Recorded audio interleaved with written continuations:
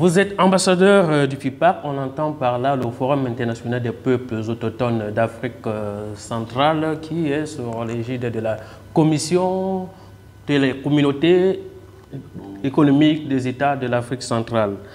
Vous êtes également par ailleurs président de la Ligue nationale des associations autochtones Pygmées du Congo, ainsi que l'INACO. Congo, on entend ici République démocratique du Congo. Alors, monsieur l'ambassadeur, bonjour. Bonjour. Alors, comment commence votre combat pour la défense de la cause autochtone en Afrique centrale? Oui, merci, monsieur le journaliste. Ce combat aujourd'hui date au moins 3 décennies maintenant. C'est-à-dire depuis 1989 que j'ai commencé les combats au niveau local. Donc précisément dans la province, c'était la province du Kivu auparavant, avant le découpage, que ce soit aujourd'hui 3 provinces, donc Nord Kivu, Sud Kivu et Maniema. Et c'était le 20 octobre 1989 que j'ai commencé le premier mouvement autochtone qu'on appelait PIDEP Kivu, donc Programme d'intégration et de développement du peuple pygmée au Kivu, qui était l'ancienne confédération. À partir de cette date-là, on a essayé de commencer la lutte, donc au niveau local. Jusqu'en 1991, on a essayé de relever, et là, je suis parti maintenant au niveau de la province. Et là, c'est là où j'ai commencé à aller au niveau international pour sensibiliser tous les peuples autochtones de l'Afrique centrale. Et en 1998, quand j'étais donc, j'ai commencé à participer au groupe de travail sur les peuples autochtones depuis 1996, oui, à Genève. Donc, depuis ce temps-là, il y a un groupe de travail que je commençais à animer. Et à partir des années 98, c'est là où je fais le tour d'Afrique centrale, là où j'ai commencé à mettre donc, le mouvement au niveau de l'Afrique centrale pour chercher les autochtones, parce que pour moi, c'était tout un problème à partir quand j'étudiais à Genève. Je devrais faire maintenant une étude. Est-ce que réellement les peuples autochtones existent et ils sont où? Parce que la plupart des fois, on nous disait qu'il n'y a pas des intellectuels pygmées. Et c'est là que j'ai commencé, donc je fais Cameroun, je fais Gabon, c'est là où j'ai trouvé Odambo. Et Cameroun, j'ai trouvé, même vous connaissez, c'est là où on s'est rencontré avec Patrice Bigombe. Là, il était dans un programme à Bipindi. Et c'est là où j'ai trouvé que son âme repose en paix, Jacques Ngoun. Après ça, je suis allé vers à l'Est. Et là, j'ai trouvé d'autres comme Hélène pour essayer de sensibiliser les gens qu'il faut qu'on s'organise. Et après ça, je suis allé au Burundi et au Rwanda pour essayer de sensibiliser les gens sur la question autochtone au niveau sous-régional. Et en 2003, j'étais, après la rencontre de Kigali, que nous avons créé maintenant les réseaux de populations autochtones et locales pour la gestion durable des écosystèmes forestiers d'Afrique centrale. Et pour cela, je vous dis que l'année prochaine, ça sera une fête, donc deuxième décennie, la deuxième décennie du Repaliak, que vous connaissez bien, qui est au moins le réseau fédérateur des peuples autochtones en Afrique centrale. Et après ça c'était en 2003, et en 2005, je vais me rencontrer en 2006 avec l'honorable, l'excellence Henri Njombo à Curitiba, au Brésil, lors de la COP6 de la biodiversité. Et de notre retour à Curitiba, au Brésil, on a eu l'idée, qu'est-ce qu'il faut mettre, parce qu'avec nos interventions, comment au niveau sous-régional, de créer maintenant un autre réseau, donc une plateforme de concertation, là où toutes les 3 parties prenantes doivent prendre part. Et c'était maintenant la création des FIPAC, dont aujourd'hui elle est maintenant institutionnalisée comme agence d'exécution de la communauté économique et des États d'Afrique centrale. Et voilà, c'est un peu ça, un peu l'historique mes démarches de la localité jusqu'au niveau international. Oui, mais il y a une question qui nous revient souvent. C'est vrai, le thème le plus connu, c'est Pygmée, homme de forêt. Mais bon, qui sont réellement ce que vous caractérisez de peuple autochtone aussi, quand on sait que dans des communautés de forêt également, il y a des communautés bantoues qui vivent aussi et qui y sont installées depuis des générations. Mais comment est-ce que vous identifiez ceux qui sont communément considérés comme des autochtones, si on prend ce terme autochtone comme étant faisant référence aux natifs d'une localité? Et si on prend également le contexte où les communautés, on peut voir qu'on appelle des pygmées, se déplacent en forêt en fonction des saisons et en fonction également des zones. Autrement dit, ils n'ont pas une sédentarisation dans un environnement précis qui pourrait leur fixer le droit d'appartenir à une terre bien précise. Oui, vous avez raison, monsieur le journaliste. Et ça, c'était ça d'ailleurs un de mes objectifs pour essayer de faire ce que nous appelons l'identité culturelle de ces peuples-là.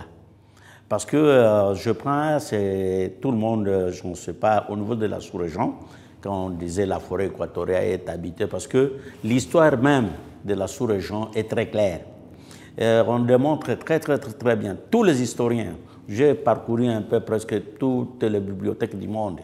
Je n'ai pas trouvé là où dans une bibliothèque, là où on essaie d'identifier, on dit on s'arrêtait tout simplement au mot pygmée, non, au mot autochtone. Parce qu'en Afrique, toute l'Afrique, il y avait même un monsieur Kobo qui était un expert de nationalité chilien, qui a fait cette étude-là au niveau international des Nations Unies. Et c'est là qu'il a tiré comme conclusion de son étude qu'en Afrique, il n'y a pas, tout le monde est autochtone. Parce que par définition des Nations Unies, par définition d'autres gens, on dit que toute population qui n'a pas subi que les Blancs ont rencontré sur place là, avant la colonisation, il est autochtone. Parce qu'il est né là-bas, il a grandi là-bas, et c'est ainsi que par définition, vous voyez par exemple en Amérique latine, on appelle les aborigènes et tout ça, en Australie, même chose. Et pour nous identifier, c'est ainsi qu'en Afrique, c'était tout un problème. Qui est autochtone et qui ne l'est pas? Raison pour laquelle, pour rentrer un peu, pour faire un peu une parenthèse, raison pour laquelle en RDC, le vendredi passé, cette question, nous avons une loi, une proposition de loi qui a vraiment fait couler beaucoup d'encre. Et quand on a défini, ce n'était pas comme ici. Parce que la loi ici, il n'y avait pas vraiment de peuples autochtones qui étaient des défenseurs pour connaître, pour mettre tous les gens là-bas. Mais en RDC, c'était tout un problème. Parce que, comme votre question, vous dites, qui est autochtone et qui ne l'est pas. Et là, l'argument maintenant, nous avons dit, chaque tribu, parce que la RDC, par exemple, est composée par 4 grands groupes. Il y a les Bantous, il y a les Nilotiques, il y a les Soudanais et il y a les Pygmées. Mais les 3 autres là, historiquement, on connaît leur origine, qui sont arrivés au niveau de l'Afrique centrale, donc dans la forêt, dans le bassin du Congo, après la désertification du Sahara. Là, c'est clair. Tandis que le Pygmée maintenant, ils n'ont pas d'origine. Nous sommes comme des champignons qui poussent comme ça. Mais personne, tous les historiens, j'ai parcouru partout, personne qui a écrit, que ce soit ethnologue, que ce soit philosophe, que ce soit anthropologue, que ce soit sociologue, personne qui a donné l'origine de ce monsieur-là qu'on appelle autochtone pygmée. Personne. Donc on les a rencontrés là-bas. C'est ainsi que dans d'autres sièges, pour éviter là, parce que les autres disent que le mot pygmée c'est péjoratif, parce que ça n'est pas venu d'ici chez nous. Ici, chez nous, il y a des Bangélés, il y a chez moi des Bamboutis, il y a des Batois, il y a des Effets, il y a des Bahaka, tout ça, vous voyez. C'est ça notre appellation au niveau de nos pays respectifs, comme vraiment notre nom au niveau donc, du pays.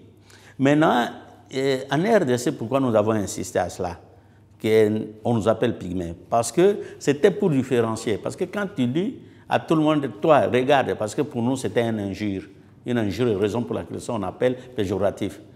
Tout ce qui était mauvais, si tu agis comme un dingue, là on dit, regarde, il agit comme un pygmée. Alors, aux années 89, quand j'ai commencé le mouvement, je dis moi-même, j'ai souffert de ça parce que beaucoup de pygmées n'ont pas étudié à cause de ça. Parce qu'on nous considérait comme des sous-hommes avec cette appellation. Et là, à 89, quand j'ai commencé le mouvement, j'ai valorisé ça.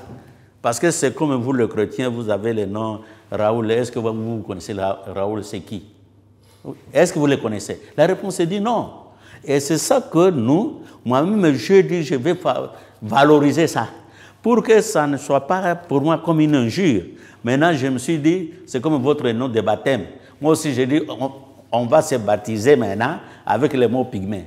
Et voilà, c'est ça qu'aujourd'hui, tout le monde commence à se déclarer pygmée. Or, avant, j'ai eu même la guerre avec nos partenaires du Nord pour dire non, M. Kapoupou, est-ce que vous avez eu ce nom-là, c'est péjoratif. Et aujourd'hui, même, je leur rappelle ça au niveau de la RDC. Et c'est ça que nous disons, on accepte cela compte tenu de notre identité. Je fais un paragraphe comme vous avez dit. Aujourd'hui, au niveau des Nations Unies, le mois prochain, donc au mois de septembre, le 13 septembre 2022, on va célébrer le 15e anniversaire de la Déclaration des Nations Unies sur les peuples autochtones. Vous voyez, c'est cette déclaration-là dont tous nos pays africains ont ratifié, ont validé ça. Et c'est ça que les mots autochtones aujourd'hui, nous avons pris cet élan au niveau de l'Afrique centrale parce qu'avec l'organisation FIPAC 1, FIPAC 1, FIPAC 2, FIPAC 3, vous étiez là. Comment on a mobilisé trois chefs d'État à Ifondo. Si la question autochtone dont les gens pensaient que nous sommes des sous-hommes. Mais comment on a fait déplacer 3 présidents. Le président tchadien, que son âme repose en paix, Idriss Déby, son excellence qui est toujours là, président, Sassou Nguesso, et son excellence, président honoraire du Bénin. Ils étaient là, c'est lui du Bénin qui était président en exercice de l'Union africaine, et Idriss Déby était président en exercice de la CAC. C'est-à-dire, c'est pourquoi ici chez nous, au niveau sous-régional, nous sommes un modèle. Malheureusement, nous sommes des orphelins. C'est lui qui nous portait la République du Congo, là où je me trouve aujourd'hui. Après avoir nous donné la loi, c'était le premier pays à avoir une loi sur la question des peuples autochtones. Et pour le premier pays, toujours en Afrique centrale, la République centrafricaine, en Afrique, c'est le premier pays à ratifier la Convention 69 de l'OIT sur les peuples indigènes. L'unique pays jusqu'à présent. Voilà un peu comment, au niveau sous-régional, la question est évolue et d'où tout le monde, aujourd'hui, que nous soyons dans des réunions, que nous ne soyons pas dans des réunions, quand on parle seulement des populations dépendantes de forêts, c'est ça les mots d'ailleurs que nous utilisons, pour nous, avec ce que nous appelons les communautés locales. Mais nous dépendons aussi des forêts et c'est ça notre force. Oui, effectivement, vous avez parlé du FIPAC, du Forum des peuples autochtones, qui, dans la dernière édition, date de 2014. Et vous avez parlé également de la deuxième décennie du Repaléac dans quelques années. Alors, quel bilan est-ce que vous faites sur le plan de l'intégration des communautés autochtones au niveau local, au niveau national, au niveau international, et leur prise en compte justement dans des plaidoiries internationales? Alors, cela également constitue plus ou moins le bilan d'un combat que vous avez engagé tel que vous l'avez souhaité. Quel est justement le bilan que vous en faites? Oui, monsieur Raoul, le bilan, je ne peux pas dire est négatif. je pense que le bilan est positif. Voici les deux Congos. Congo ici a une loi unique pour les peuples autochtones. De deux, nous avons le Forum international sur le peuple autochtone, donc d'Afrique centrale. Là, c'est quelque chose que nous avons, qui est devenu institutionnalisé comme organe spécialisé de la CAC. C'est-à-dire la question autochtone, que vous voulez, que vous ne voulez pas, dans des pays même là où on refuse, je prends le cas du Rwanda.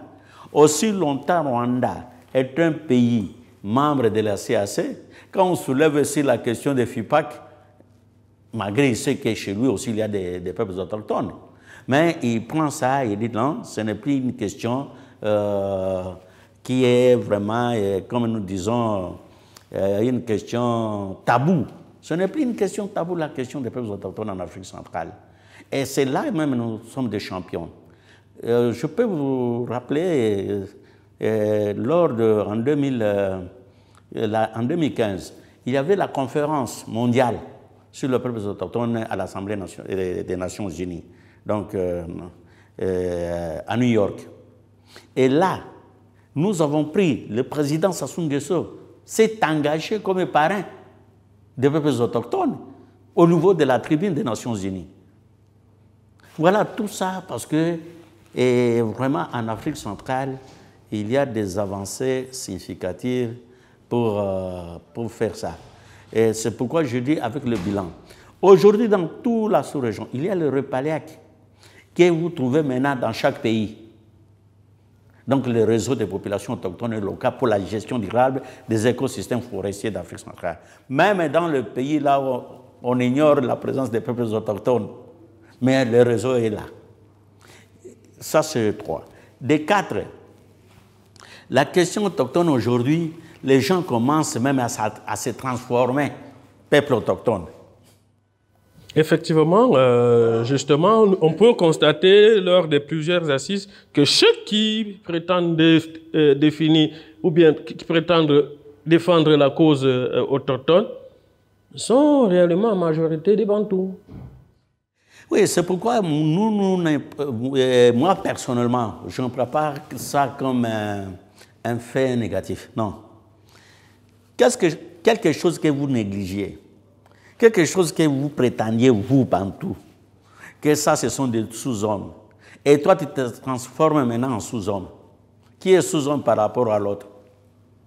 Voilà, c'est un peu ça. C'est-à-dire que nous avons fait ce qu'on devrait faire.